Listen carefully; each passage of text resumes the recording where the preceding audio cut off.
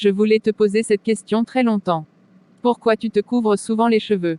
C'est une très bonne question. La moitié de 1 Corinthiens chapitre 11 est consacrée à ce sujet. L'apôtre Paul a passé un peu de temps à expliquer et renforcer une pratique qui vient naturellement à les femmes juives. Mais apparemment, les disciples dans l'église de Corinthe avaient du mal à comprendre. C'est que toute femme qui prie, prêche la parole de Dieu ou prophétise, doivent se voiler la tête selon 1 Corinthiens 11 le verset 5. Cependant, dans la même chapitre, le 15 dit, la chevelure lui a été donnée comme voile.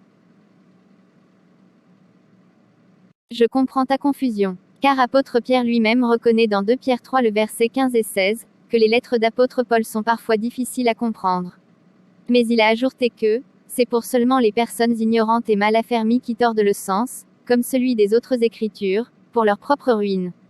Dans le verset 6, dans 1 Corinthiens, l'écriture dit, car si une femme n'est pas voilée, qu'elle se coupe aussi les cheveux. Or, s'il est honteux, pour une femme d'avoir les cheveux coupés ou d'être rasée, qu'elle se voile. Pourquoi l'apôtre Paul ordonnerait-il quelque chose qui est censé être naturel? L'autre chose c'est que, si donc la chevelure est une voile, que feraient les femmes noires puisque beaucoup d'entre elles ont naturellement les cheveux courts? Le verset 15 d'A Corinthiens chapitre 11, clairement dit que la chevelure lui a été donnée comme voile. Mais il n'a pas dit, pour voile. Si je te donne un crayon comme plume, est-ce vraiment une plume? Et en plus, si avant le péché du jardin d'Éden, la chevelure a été donnée à la femme comme voile, après le péché, cette voile, peut-elle être encore valable? Du verset 13 à 15, l'apôtre Paul s'est référé à la signification naturelle du long cheveu d'une femme, pour expliquer davantage l'importance d'une couverture physique sur sa tête. Mais pas pour conclure que les femmes n'ont pas besoin de se couvrir les cheveux. Pour mieux comprendre ce sujet, il faut jeter un œil dans la culture et l'histoire juive. D'ailleurs, Paul lui-même s'est référé à la culture juive et surtout à celle de l'Église pour conclure sur ce sujet dans le verset 16.